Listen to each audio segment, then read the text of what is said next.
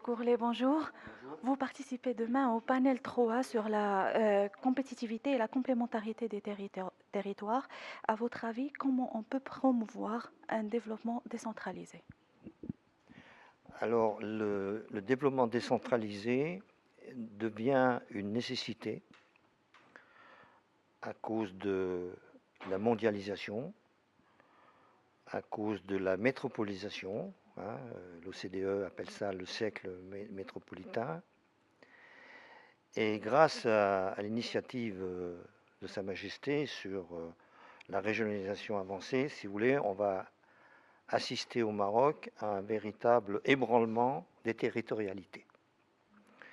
C'est-à-dire redonner au territoire marocain une capacité plus grande pour se développer et pour s'adapter à cette nouvelle donne mondiale qui est la métropolisation, dans laquelle, si vous voulez, c'est la ville qui fait la croissance. Alors les villes, il y a les grandes, les petites, les moyennes. Et de ce point de vue-là, la réforme sur la régionalisation au Maroc est très importante et très intéressante. Et donc, il faut plus de décentralisation et il faut qu'on aille vers une coproduction du développement entre l'État et les régions, notamment les nouvelles régions.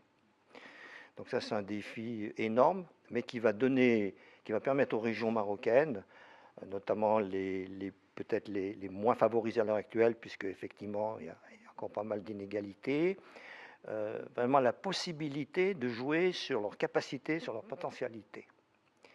Si vous voulez, il y a deux enjeux. Il y a le premier enjeu, c'est la croissance. Et c'est qu'il faut que les régions, il ne faut pas que par exemple Al-Hoceima imite Casablanca, ça n'a aucun sens. Il faut qu'Al-Hoceima vive sa vie, joue sur ses ressources, notamment halieutiques, de la pêche, etc., sur son paysage. Donc il faut que chaque région ou chaque province joue sur sa singularité et joue sur ses ressources. Là, ce qui est intéressant dans la réforme en cours, c'est que d'ailleurs il y a eu un discours de Sa Majesté, discours du trône, où il évoquait la notion de capital immatériel. C'est très intéressant. C'est-à-dire il faut que les ressources du développement ne sont pas données. Elles sont créées au cours d'un projet. Et donc il faut valoriser les ressources. Donc cette réforme devrait permettre de valoriser mieux les ressources, la singularité de chaque territoire, dans un ensemble. Donc il y aura une grande capitale économique qui est Casablanca, où il y a beaucoup de choses à faire, et puis il y aura des villes moyennes, des métropoles moyennes, etc. Et il faut que cette décentralisation, elle joue aussi sur les villes moyennes qui doivent articuler le réseau urbain, etc. Donc la décentralisation, il n'y a pas un manuel de la décentralisation. Nous les Français, on connaît bien, il n'y a pas un manuel, il n'y a pas de recette. Donc la décentralisation, elle se fera en marchant. Bon, il faut d'abord déconcentrer l'État, donner des nouvelles compétences aux régions, et puis il faut surtout que les régions aient des moyens. Ça, bon, je pense que les présidents de région le demandent. Donc là, il n'y a pas de recette, ça se fait en co-construction, et ça se fait en fonction de projets. Le maître mot du développement territorial, c'est le projet de territoire. Il faut que les régions aient des projets de territoire. Et que dans ces projets de territoire, on sache qu'est-ce que fait l'État. L'État fait déjà beaucoup, investissement public, et ce que vont faire les régions. Deuxième idée, c'est comment, il y a des inégalités profondes au Maroc.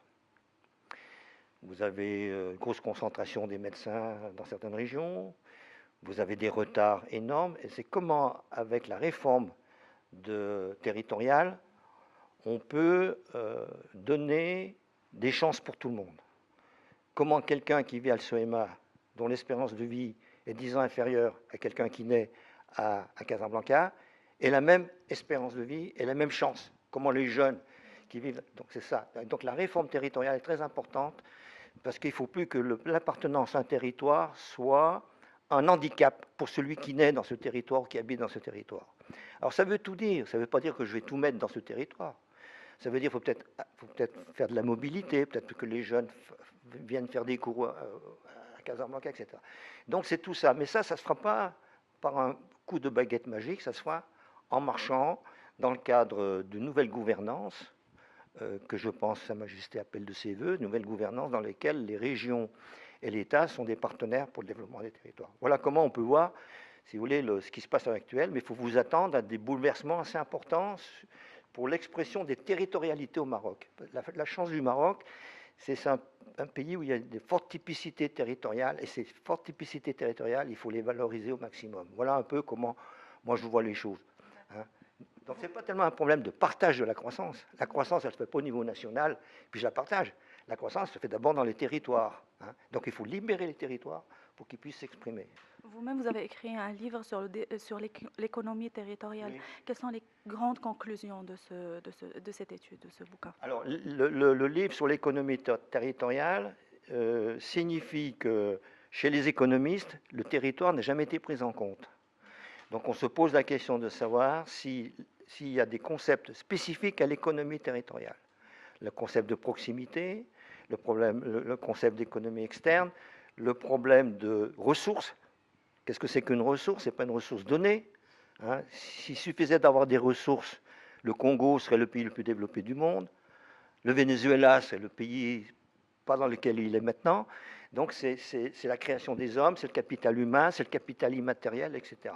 Donc c'est essayer de dire, voilà, est-ce qu'on peut construire une économie territoriale avec des concepts qui ne soient pas simplement une déclinaison de la fameuse macroéconomie, on met de la macroéconomie partout, et on fait une déclinaison territoriale. L'économie territoriale, ce n'est pas ça.